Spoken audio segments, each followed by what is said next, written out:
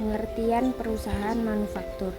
Perusahaan yang memproduksi barang jadi yang diolah dari sumber bahan baku ditambah dengan bahan pembantu lainnya dengan didukung oleh biaya upah langsung dan berbagai biaya yang bersifat overhead.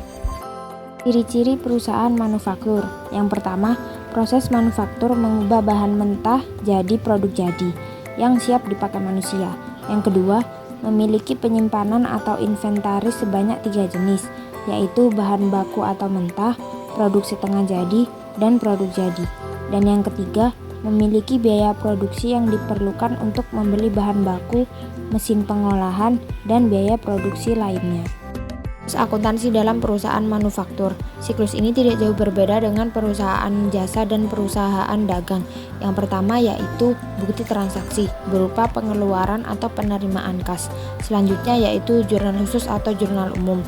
Dilanjut dengan buku besar berupa pengelompokan akun-akun yang sejenis sehingga kita dapat mengetahui jumlah saldo-saldo yang terdapat dalam akun-akun tersebut yang kemudian akan dipindahkan ke dalam neraca saldo.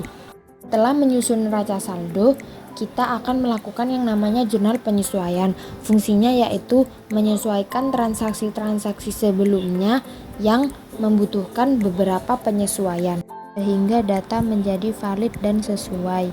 Jika dalam transaksi tersebut tidak memerlukan penyesuaian, maka bisa langsung menyusun laporan keuangan. Namun jika ada yang harus disesuaikan, maka harus disesuaikan terlebih dahulu, kemudian dapat menyusun laporan keuangan.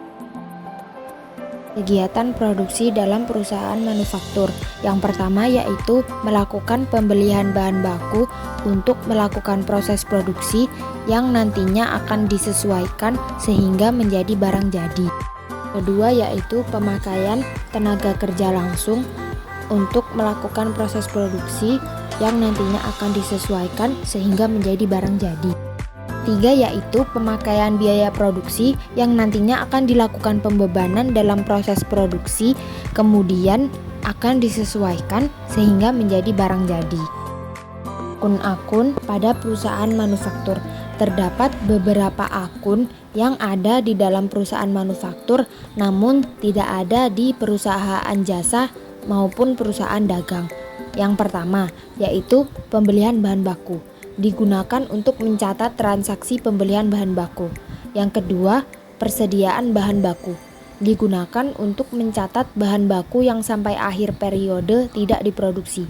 Yang ketiga, persediaan barang dalam proses, digunakan untuk mencatat proses produksi yang kemungkinan tidak selesai sampai akhir periode dan akan dilanjutkan proses produksinya pada periode selanjutnya. Yang keempat, persediaan barang jadi, digunakan untuk mencatat persediaan barang dalam proses awal periode yang akan dilanjutkan proses produksinya hingga terbentuk barang jadi. Barang jadi yang belum terjual sampai akhir periode maka akan diakui sebagai persediaan barang jadi. Yang kelima, ikhtisar harga pokok produksi, digunakan untuk menampung pembebanan semua biaya produksi, sehingga pada akhir periode semua biaya produksi akan dibebankan pada akun ikhtisar harga pokok produksi. Metode pencatatan perusahaan manufaktur.